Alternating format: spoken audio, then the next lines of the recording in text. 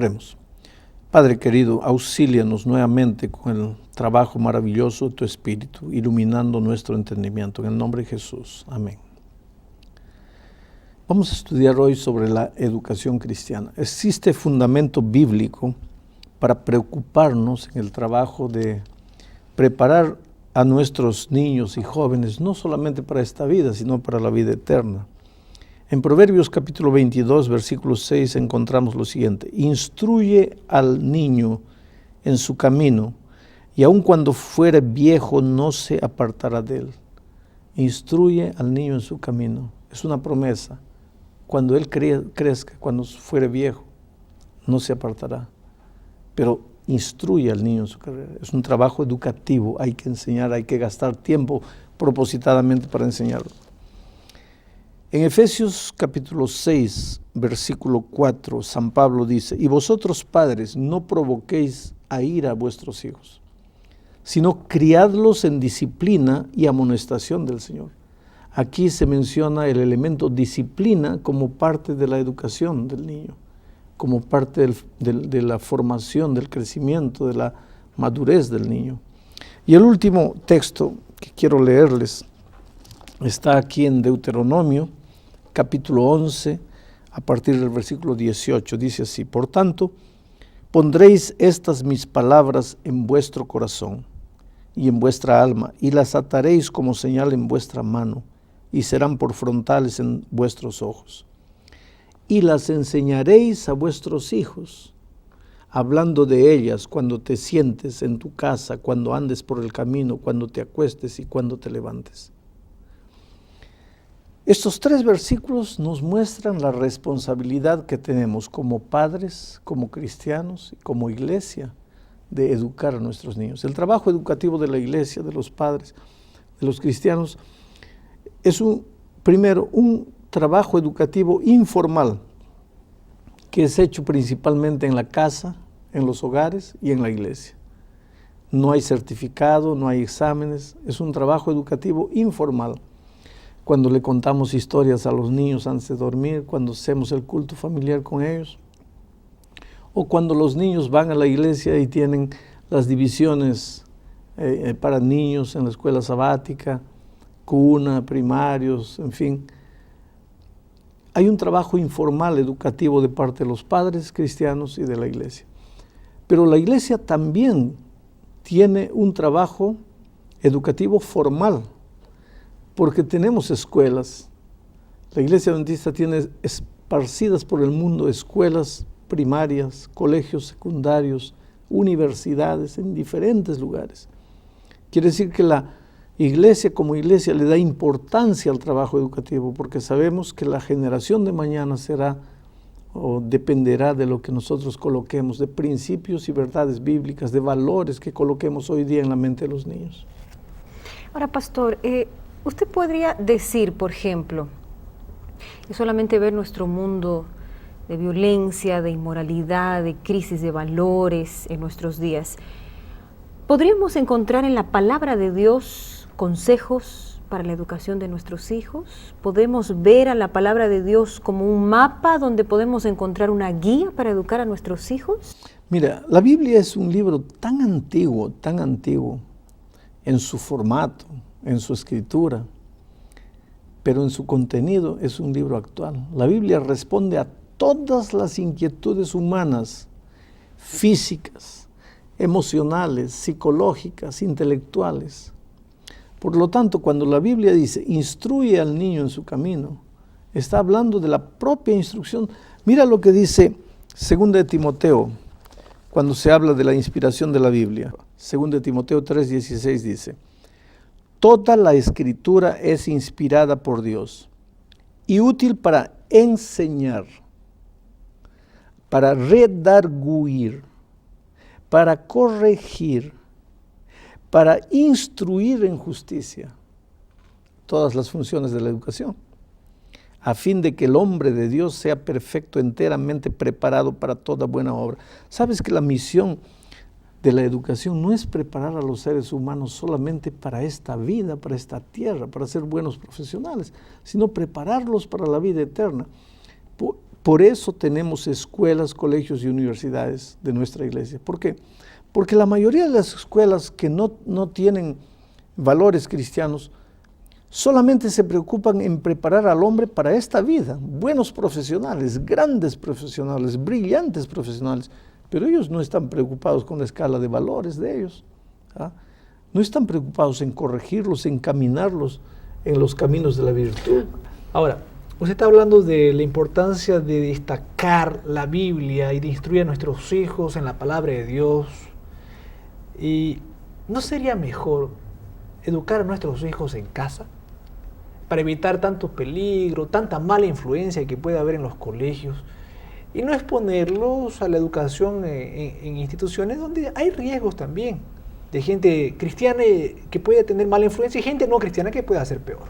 Hay dos cosas en tu pregunta. Primero, Jesús en la oración sacerdotal de San Juan 17 dice: no te pido que los saques del mundo, sino que los guardes del mal. No podemos cometer la imprudencia de querer aislarnos del mundo y de crear un mundito adventista, un mundito cristiano de iglesia, porque mientras estemos en esta tierra, nuestros hijos van a salir a la calle, van a trabajar en las empresas, en medio de lobos, rapaces, devoradores. Ahí van a estar nuestros hijos. Entonces, la educación cristiana es preparar a esos muchachos para vivir en un mundo sin principios, en un mundo sin valores o con valores invertidos, en un mundo donde ser honesto es vergüenza, donde ser impuntual es encantador. Ahí nuestros hijos tienen que defender valores y principios, los valores y principios que enseña la Biblia. Entonces, ese es un aspecto. En segundo lugar, por eso justamente la iglesia adventista tiene escuelas, tiene colegios y universidades, para preparar profesionales de primera calidad, pero con principios y valores cristianos. Por eso gastamos dinero para tener instituciones educativas. Pero la cristianas. educación en casa, porque hay gente que opta por la educación en casa, ¿es buena? Sí. ¿Es válida también? Vale, sí. Son pocos los países donde la educación en casa tiene valor oficial. Y donde no tiene valor oficial, tu hijo crece bien educado, maravilloso, ¿y qué? ¿Va a poder trabajar afuera? ¿Cómo va a sobrevivir? Porque la educación en casa no tiene valor oficial. En los países donde tiene valor oficial, muy bien, maravilloso. En los que no, tenemos la necesidad de tener escuelas, colegios y universidades. Ahora, pastor, usted está hablando de la influencia positiva de la educación cristiana, valores, principios cristianos. Hablemos de una familia, y yo he conocido casos en que la familia no era cristiana, colocó a los hijos en colegios que no eran cristianos. En algún momento se encontraron con verdades preciosas de la palabra de Dios, según lo que ellas dicen. Encontraron realmente ese texto que usted acaba de decir, instruye al niño, solo que los hijos ya eran un poco más grandes. Solo que en su sincero deseo sacaron a los hijos y colocaron a esos niños, o ya jóvenes, en instituciones cristianas. Y las madres preocupadas dicen, bueno, ¿será que ahora va a tener una influencia positiva si ya ellos están tal vez enraizados en algunas enseñanzas no cristianas? ¿Será que vale la pena? ¿Aún hay espacio para esa influencia positiva? Vale la pena, no tanto como cuando tú tomas a un niño que todavía no está alfabetizado y lo llevas a una escuela y comienza a ser alfabetizado dentro de principios, es una cosa, tiene más ventaja. Pero si lo llevas a los 10 años, todavía vale la pena. Si lo llevas a los 15 años, todavía vale la pena. A los 20 años, todavía vale la pena. Siempre vale la pena. Porque ¿qué pasa en nuestras escuelas, en nuestros colegios y universidades? Se enseña español, se enseña historia, se enseña geografía, se enseña biología, todo lo que se enseña afuera.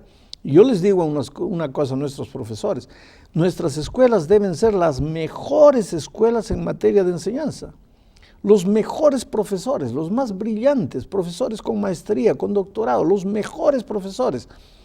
Pero ¿qué pasa con el profesor cristiano? Mientras enseña biología, enseña bien biología, pero a través de la biología enseña el plan maravilloso de Dios para este mundo. Mientras enseña historia, enseña bien la historia, pero a través de eso muestra cómo la historia es el desarrollo de las profecías. Quiere decir, para profesores que no son cristianos, la materia es el objetivo final, pero para los profesores cristianos, la materia es bien presentada, de la mejor calidad, pero como un instrumento para enseñar principios de vida y valores cristianos que la Biblia enseña. Hay quien se pregunte, ¿por qué la iglesia gasta tiempo y dinero, recursos, en construir colegios, universidades, más, o por lo menos, siendo que ese dinero y ese tiempo y esos recursos podrían ser invertidos en la predicación del Evangelio? Esto es necesario hacer y no dejar lo otro, dice Jesús. Quiere decir, la iglesia no ahorra dinero para la predicación del Evangelio, pero puede haber una mejor predicación del Evangelio que formar a los niños en el camino. Los mejores cristianos del futuro serán aquellos que desde niño aprendieron a andar en los caminos de Dios. Ahora, la iglesia sí, no solo está gastando, sino desperdiciando dinero si nuestros profesores en las escuelas cristianas se están limitando a enseñar las materias. Ahí, que Dios nos perdone, estamos echando dinero a la basura. Nuestras escuelas no son solo para cantar un himno al comenzar o para orar al comenzar y nada más, y ya es escuela cristiana. No, Señor. Los profesores tienen que tener conciencia de que la materia en una escuela cristiana no es el único objetivo. Hay que enseñar la materia de la mejor manera, pero como instrumento para colocar principios de vida en el corazón de los muchachos. Y ahora vamos a enfocarnos en una escuela cristiana, donde no 100% los alumnos son cristianos. Ahora, hay influencias.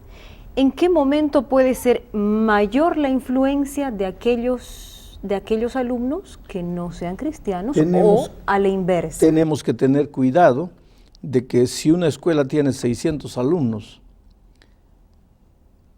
500 no sean no cristianos, porque si 500 son no cristianos y solamente 100 son cristianos, ¿qué va a pasar? Lógicamente que la influencia va a ser mucho mayor de los no cristianos. El cuadro de profesores, tenemos que tener profesores no solamente cristianos, sino con una visión clara de la educación cristiana, de la filosofía de la educación cristiana. ¿Cuál es uno de los peligros que está sucediendo? Nuestros profesores se están formando en universidades de afuera. Nunca llevaron una materia llamada filosofía de la educación cristiana. Entonces ellos vienen a la sala de aula de una escuela cristiana a fin de preparar su materia, a presentar su materia y chao. Pero no es así. Él tiene que tener bien claro lo que es filosofía cristiana. Ahora, por otro lado, tenemos que enseñarle a nuestros alumnos que Dios o Jesucristo dijo que nosotros somos la luz. Si tú colocas la luz en medio de las tinieblas desaparecen. Por más que la luz sea solo un rayito, destruye el poder de las tinieblas. Y nosotros somos luz. ¿Y cómo encontramos ese equilibrio? ¿Cómo los profesores encuentran ese equilibrio? Me quedé preocupado con el tema de la influencia. Tenemos hijos, varios. ¿Y cómo encontramos ese equilibrio en que no haya más alumnos no cristianos de los alumnos cristianos? Los profesores, los directores van a colocar un cupo, un límite, porque las escuelas cristianas tienen buena reputación. La gente quiere colocar a sus hijos porque hay eso que estamos hablando acá, que usted está mencionando. Sí, pero la influencia no se trata solamente en la cantidad de alumnos. Vuelvo a repetir, 100 rayitos de luz pueden romper el poder de 600 que no conocen la luz. Entonces, cuando hablo de influencia, no estoy hablando solo del número de alumnos, aunque eso también tiene que influir. Estoy hablando del número de profesores, de la calidad de profesores, de la filosofía de los profesores, de la conciencia de los directores de escuela. ¿Cuál es el propósito de la disciplina? ¿Castigar o restaurar o hacer crecer? Esa filosofía tiene que estar bien clara. Un muchacho cometió un error, ¿hay que expulsarlo? ¿O antes de expulsarlo hay que luchar clamando a Dios como profesores para restaurar y curar a ese alumno y ayudarlo a caminar en los caminos de Dios. Quiere decir, la filosofía de la educación cristiana es muy abarcante. Y lógicamente estoy tratando de entender el papel que juegan, por ejemplo, los padres en casa, pero armónicamente los profesores en el colegio. O sea, es una tarea conjunta y no confiar solamente, yo coloco a mi hijo en un colegio cristiano y ellos van a hacer la tarea y yo descuido de alguna forma. Por eso viene la educación informal y la educación formal. La educación informal es dada por los papás en la casa y por la iglesia en el templo, pero la educación formal es dada por nuestras escuelas. Ahora, hay que tener en cuenta que la iglesia tiene que concientizarse de que la educación cristiana cuesta, porque vale. Lo que no vale no cuesta. Es más fácil mandar un hijo a una escuela pública, tal vez sea más barato, pero quién sabe un día yo tenga que lamentar el no haber colocado en el corazón y en la mente de mis hijos los principios y los valores cristianos. Yo vengo de una familia pobre y mi madre llevó los 9 hijos para cerca de un colegio a recibir educación cristiana. Hoy día los 9 están en la iglesia, casados con gente de la iglesia, los nietos en la iglesia. Y yo veo a mi madre anciana tal vez pensando, mira, lo que la educación cristiana vale hizo la por esta pena familia. ese sacrificio, porque la gente dice también, está difícil la situación económica y los colegios cristianos buenos son caros. Pero vale la pena ese sacrificio económico, privarme de alguna cosa, vender mi auto, cualquier cosa para pagar los estudios de mis hijos en un buen colegio cristiano. Para mí personalmente valió haber comprado un par menos de zapatos, haber comprado un terno menos, haber comprado un carro más barato, pero haber educado a mis 4 hijos en escuelas, colegios y universidades adventistas. Para mí, el único que no estudió la educación superior adventista es un hijo mío que escogió una carrera que no había en nuestras universidades, pero valió la pena. Cuando hoy día los veo líderes de iglesias, como seres humanos, han cometido errores, yo creo que están sujetos a errores, muchas veces, como decimos, pisaron la pelota, se resbalaron, cayeron, pero están en la iglesia, aman a Dios, aman a Jesús, están comprometidos con la misión de la iglesia. Todo eso es fruto de la educación cristiana. Entonces se puede confiar, pastor, en ese recado que nos da Dios, en ese versículo que usted leyó. Si instruimos a nuestros hijos en el camino, aunque se desvíen en algún momento, aunque se alejen un poco de Dios en algún momento, vamos a cosechar los frutos. Y si un día vamos a decir que no quieren saber nada, aparentemente, en tu corazón te restará la tranquilidad de decir, Señor, yo lo instruí. En casa, le conté historias, hice el culto matutino, y cuando llegó el momento de la escuela, lo mandé a la escuela con sacrificio, dejé de comer, dejé de comprar una ropa para educarlo. Yo hice mi parte. Ahora, Dios mío, haz tu parte. Y aunque te parezca que tu hijo está perdido, que nunca más va a volver, la promesa se va a cumplir. Colocaste la semilla en el corazón del niño, cuando sea grande, aunque aparentemente la semilla murió, no murió, va a reverdecer, acabó el tiempo. Dios te bendiga. No tengas miedo de invertir en la educación de tus hijos, en una educación cristiana que coloca valores, principios espirituales y no solamente conocimiento humano que lo prepara para esta tierra. A ti como padre un desafío y a ti como profesor de una escuela cristiana un desafío mayor. Aprovecha las materias para colocar principios de vida eterna en el corazón de tus alumnos. Que Dios te bendiga.